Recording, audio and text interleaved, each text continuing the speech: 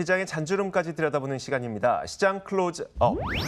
과연 외국인과 기관 같은 주포들은 어떤 종목들에 관심을 갖고 있을까요? 이상로의 주포 잡는 포트폴리오, 오늘도 이상로 MTN이트 이상로 전문가와 함께 이야기 나눠보겠습니다. 어서 오세요. 네, 반갑습니다. 자, 일단 저희가 큰 그림 먼저 그려보도록 하죠. 이번 주 증시 전망을 좀 해봐야 될 텐데 네. 남북 정상회담이라는 큰 호재거리가 하나 있고요. 반면에 이제 무역 분쟁이라는 또 악재거리가 있어서 이번 주에는 좀 어떻게 시장이 흘러가게 될까요? 네, 뭐 일단 우리가 항상 뭐 시장이라는 것이요, 알려져 있는 부분에 대해서는 움직이지 않는다라는 공통적인 부분을 좀 가지고 있는데, 결국에는 지금 현재 시장을 봤을 때 오늘 큰 폭의 하락세가 좀 나타나고 있습니다. 하지만 이 하락세를 그대로 뭐 시장이 안 좋다라고 판단하기보다는 저는 조금 더 역발상적인 측면에서 바라볼 필요가 있다라는 의견을 좀 더 드리면서 두 발 상승을 위한 한 발 조정에 대한 과정으로 판단한다라는 게 큰 키워드가 될 수 있겠고, 그 안에 이제 내부적인 부분을 우리가 좀 더 살펴보시면 결국에는 이제 남북 경업주들이 지금까지 큰 폭의 상승세를 보여왔거든요. 하지만 이제 정상회담 같은 경우는 이제 결론을 도출하는 과정입니다.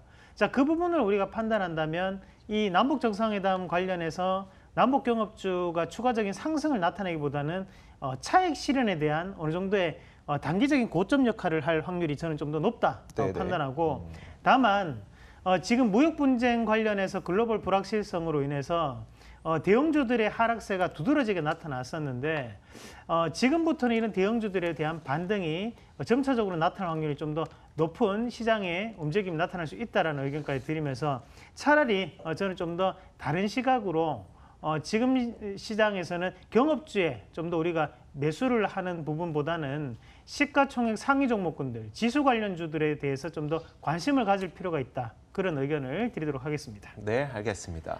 자, 이상로 전문가가 지금까지 운영해왔던 포트폴리오가 이번에도 또 좋은 수익률을 기록하고 있거든요. 저희가 어느 정도의 수익률 기록하고 있는지 화면으로 먼저 정리해드리도록 하겠습니다. 일단 보시면 7월 16일 꽤 오래전부터 계속 보유하고 있었던 종목이에요. Y솔이 익절가를 터치했습니다. 19.11%의 수익률로 익절가 터치했으니까 저희가 뭐 일단 정리하는 거 잠시 후에 물어보도록 하겠고요. 9월 3일에 주셨던 보령제약이 목표가에 도달했고요. 그리고 9월 10일에 주셨던 우리산업도 마찬가지로 목표가에 도달했습니다.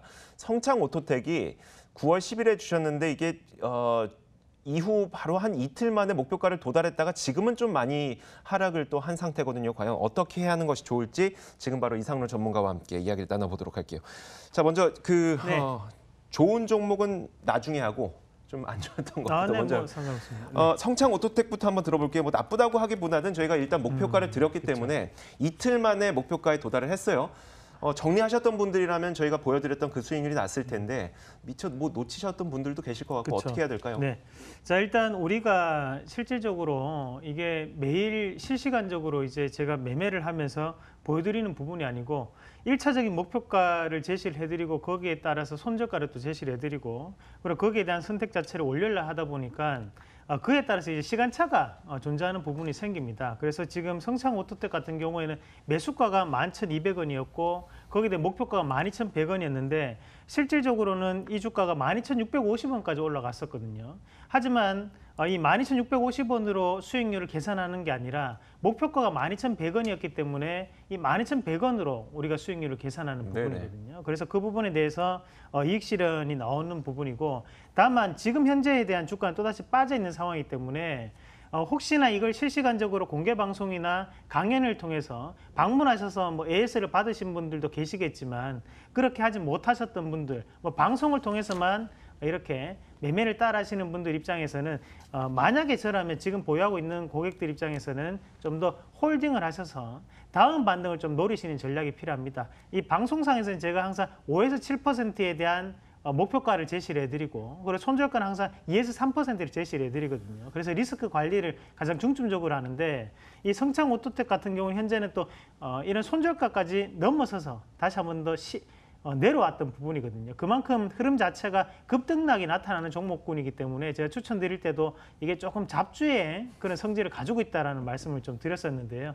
지금은 어차피 손절가 밑에 있는 그런 과매도 구간에 나타나 있는 구간이기 때문에 혹시 좀 더 보유를 하시고 계신 분들은 추가적인 상승을 좀 더 노리시는 전략. 그래서 다시 한 번 더 반등이 13,000원 이상 나타난다면 그때는 절반은 차익 실현을 꼭 하시고 나머지 물량에 대해서는 방송을 통해서 물어보시든지 아니면 그렇게 대응을 하실 필요가 있다라는 의견까지 드리도록 하겠습니다. 네, 사실 저희가 네. 몇 번을 말씀드리긴 했는데 이상로 전문가가 또 일주일에 딱 한 번, 또 15분밖에 나올 수가 없다 보니까 이게 중간에 발생하는 변동성에 대해서 저희가 좀 짚어드리지 못한 부분들이 있어서 말씀하셨던 것처럼 그 계속 매 주마다 또 이제 그 무료 강연회도 하고 계시니까 뭐 여기저기 좀 통로를 통해서 뭐 사실 그렇습니다. 제가 볼 때는 전체적인 누적 수익률이 200%가 다다르는 게 시간적인 부분에 대한 문제일 것 같은데 네. 다만 가장 큰 변수가 있다면 제가 잘리거나 아니면 이 방송이 없어지거나 아니면 제가 출연이 뭐 자주 있거나 그런 부분에 대해서 조금 변수가 좀 발생할 것 같아요. 그래서 그런 종목에 대한 부분 자체는 제가 추천하는 종목이 뭐 시간이 지나도록 항상 추세적 상승에 의한 종목군을 말씀을 드리는 부분이기 때문에 충분히 여러분들이 쉽게 대응하실 수 있다라는 말씀까지 좀 드리도록 하겠고요. 네. 이어서 와이솔 같은 경우에 한번 같이 보면서 또 말씀을 좀 드리면 와이솔에 대해서 우리가 매수가는 한참 밑에였습니다. 여기 한 15,000원인가요? 그 가격대 부근이었고 네. 실질적으로 지금 현재 18,700원에 대한 익절가를 제가 걸어놨었는데요. 그 자체가 지금 이탈이 됐기 때문에 이익 실현이 나왔던 부분이고 이것도 마찬가지로 2250원까지 올라갔지만 우리가 이 가격대를 기준으로 수익률을 책정하지 않거든요. 그렇죠. 최소가였던 18,700원을 기준으로 수익률을 책정하기 때문에 거기에 대해서 이렇게 대응을 좀 하십사 하고요. 그리고 지금 보령제약 같은 경우에도 목표가를 달성했습니다. 그래서 보령제약은 이익 실현을 한 뒤 다음에 우리가 또다시 한번 재공략하도록 하겠고 대신 우리산업 같은 경우에는 현재 이 기업이 목표가를 달성하고 난 다음에 다시 한 번 더 최고가가 한 33,100원대까지 올라가는 부분인데 좀 더 홀딩을 한번 해보도록 하겠습니다. 다만 이것도 익절가를 조금 상향시켜서 31,900원의 익절가로 대응을 하도록 하겠습니다. 그래서 그 가격대가 무너지지 않는다면 좀 더 홀딩하면서 그 다음 목표가 36,000원까지 홀딩하는 전략으로 말씀드리도록 하겠습니다. 그렇다면 지금 포트폴리오가 어떻게 변화되는 건가요? 총 4가지 종목 가운데 어떤 걸 남기시고 어떤 걸 이제 포트폴리오에서 제외하신 거예요? 네, 뭐 우리 산업만을 제외하고 나머지 종목군들은 다 차익 실현을 하도록 하겠습니다. 네, 알겠습니다. 자, 그렇다면 남은 자리를 한번 채워봐야 되겠죠. 또 어떤 종목들을 준비하셨을지 하나씩 살펴보도록 하겠습니다. 자, 첫 번째 종목을 저희가 화면에다 띄워드렸는데 한번 볼까요? 기대감이 커지는 구간 한미약품을 준비하셨어요.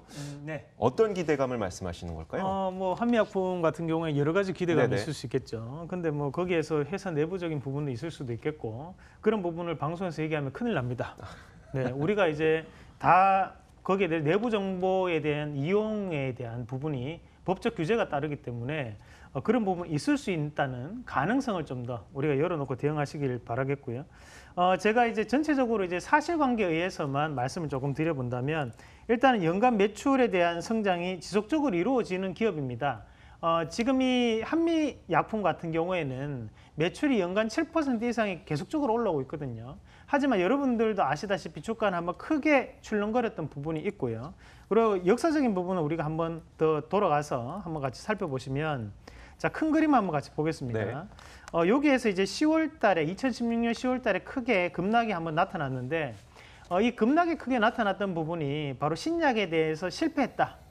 포기했다라는 뉴스가 나오면서 이제 주가가 크게 빠졌어요. 그러면서 이제 악성 매물이 크게 나타나는 부분이었고 그다음 다시 주가가 한 번 더 반등이 나오고 지금 다시 한 번 더 반등이 나오는 과정인데 지금 이런 흐름적인 부분을 봤을 때는 이 한미약품 자체에 대한 주가에 대해서 재평가가 충분히 이루어지고 있고 그에 따라서 앞으로는 이런 신약에 대한 개발에 기대감이 좀 더 높이 올라갈 수 있다는 부분이거든요. 실질적으로 이제 포기했던 신약도 있었지만 지금 꾸준히 하고 있는 신약도 많습니다. 그래서 뭐 항암 치료제라든지 아니면 당뇨라든지 이런 부분에 대해서 지금 임상 2상과 3상이 진행이 되고 있는 만큼 이상이라는 것은 결국에는 결과가 나타날 때까지 우리가 한 3년에서 4년 1상은 5년에서 7년, 그리고 3상은 1년에서 2년 정도의 시간을 잡거든요.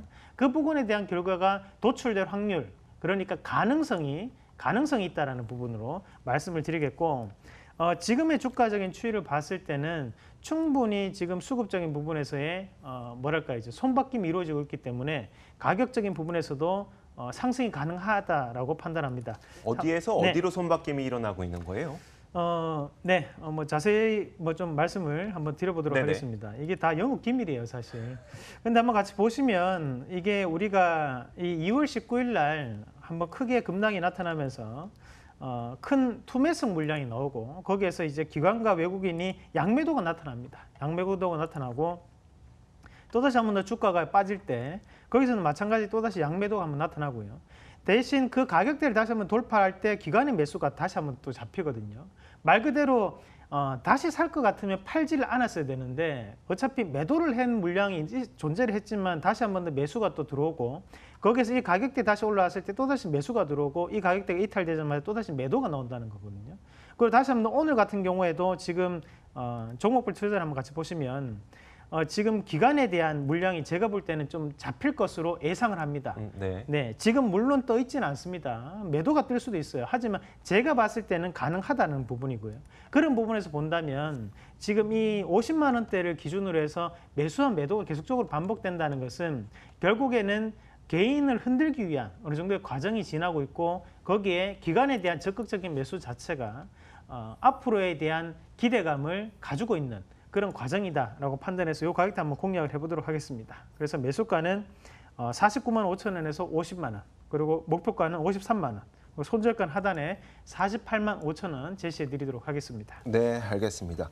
자, 아마 저희가 다음 주에는 또 추석 연휴가 있다 보니까 이 종목은 2주 후에나 한번 짚어드릴 수가 있겠네요. 네. 뭐 오랫동안 이렇게 시간이 지나면 결국 제 손해죠. 네. 사실 이게 뭐 56만 원, 뭐 57만 원 올라가더라도 우리가 목표가가 53만 원이기 때문에 거기서 끊어버리게 네, 되는 그렇죠. 네.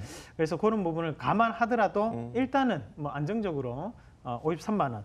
그리고 저를 자주 보고 싶으시면 게시판에 남기십시오. 네. 많은 출연을 원한다. 이런 식으로 하시면 제가 좀 더 많이 여러분들 걸 찾아뵙도록 하겠습니다. 제가 자를 거예요. 네. 자, 이어서 두 번째 종목도 한번 살펴보겠습니다. 일단 이제 포트폴리오에 우리산업 하나는 보유하고 있고요. 그리고 한미약품을 저희가 넣었으니까 한 자리 한번 더 채워보도록 하죠. 이번에는 이 종목입니다. 남북 경협 기대감에 올라타 볼까 샘표를 꼽아주셨는데 사실 네. 이게 그 대두 가격, 그러니까 국제 대두 가격 생각하면 네. 이건 무역 분쟁과 관련된 또 기업일 수도 있을 것 같고요. 네네, 근데 또 그렇죠. 남북 경협과 관련된 내용도 있고요. 네. 어떤 내용들이죠? 그 우리가 일단은 이 스토리를 조금 아셔야 되는데요. 네네. 앞서서 지금 이주 앵커님이 긍정적인 발언을 해주셨는데 정확한 팩트입니다. 이게 사실 이 샘표 같은 경우에는 우리가 대두 가격, 그래 대두라고 하는 것은 콩 우리가 가격이죠. 콩 그렇죠. 쉽게 이제 콩 그 가격을 뜻하는 부분인데 이 샘표 같은 경우에는 이런 콩을 원재료로 해서 가공을 하는 업체거든요. 그럼 결국에는 이 콩에 대한 가격이 내려갈수록 유리한 입장이라는 거죠. 근데 지금 현재 이 콩이라는 부분이 왜 무역 분쟁과 또 관련이 있나라고 얘기를 했을 때 결국에는 이 콩을 가장 많이 수출하는 나라가 미국입니다. 또 반대로 콩을 가장 많이 수입하는 나라가 또 중국이에요.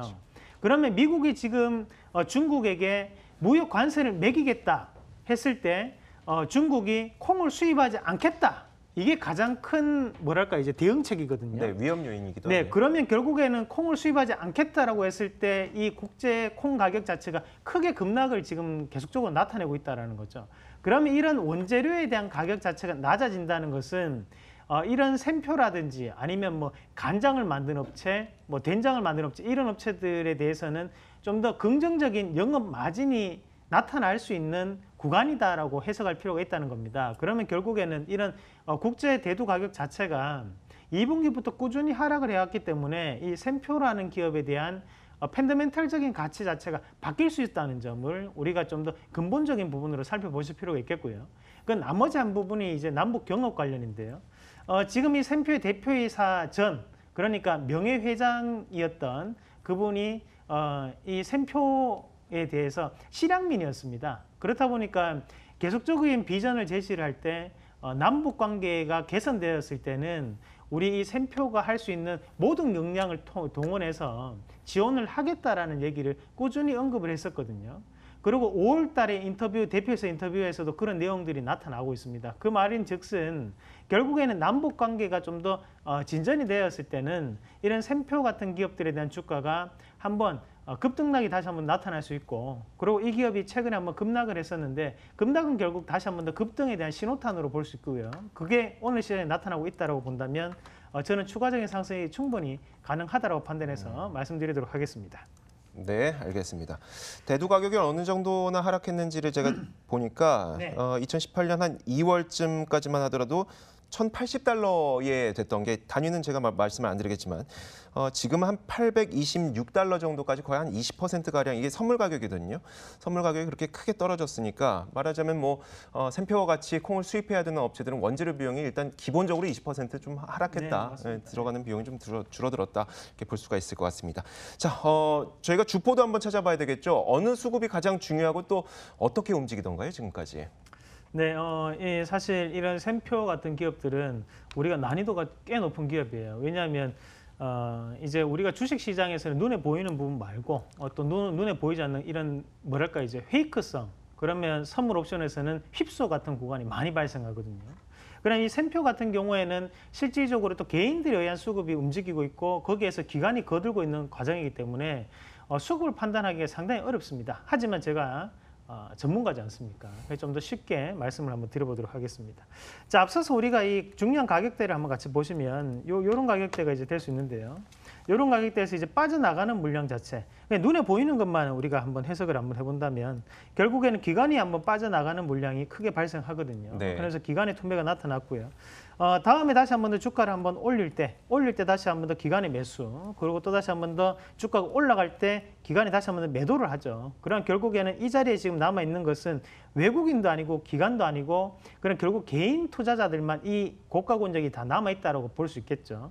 자, 하지만 여기서 다시 한번 주가를 들어 올릴 때 기관의 매수가 들어오고요. 다시 한번 더 오늘 같은 날 급등을 할 때는 또다시 기관이 또 빠져나가는 모습들이 나타나고 있습니다. 네. 그 말인즉슨 이 가격대를 중심으로 해서 매수와 매도가 계속적으로 반복된다는 것은 이 점 자체가 이제 변곡에 해당된다는 거거든요.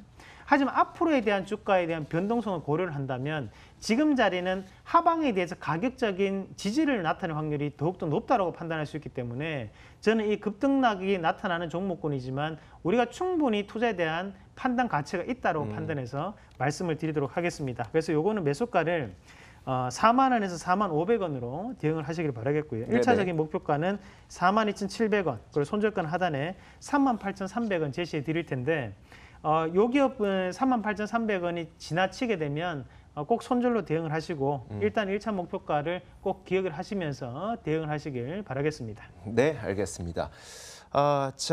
저희가 이상로의 주포 잡는 포트폴리오 이제 총 3가지 종목으로 한 2주를 보내게 됩니다. 다음 주 추석 연휴 때문에 저희가 방송을 해드리지 못하니까 2주 후에 과연 어느 정도의 수익률 기록하고 있는지 확인할 텐데 앞서 말씀을 드렸던 것처럼 목표 주가와 손절가를 저희가 아주 타이트하게 잡아드리고 있어요. 물론 목표 주가에서 우리가 정리한 이후에 또 급등을 하게 되면 사실 좀 아깝긴 하겠습니다만 우리는 리스크 관리가 훨씬 더 중요하잖아요. 왜냐하면 2주에 한 번, 뭐 일주일에 한 번 이렇게밖에 점검을 못 해드리니까 이 목표 주가랑 손절가는 꼭 지키시길 바라겠습니다. 자, MTN 인트 이상로 전문가와 함께 이야기 나눠봤습니다. 말씀 고맙습니다. 네, 고맙습니다.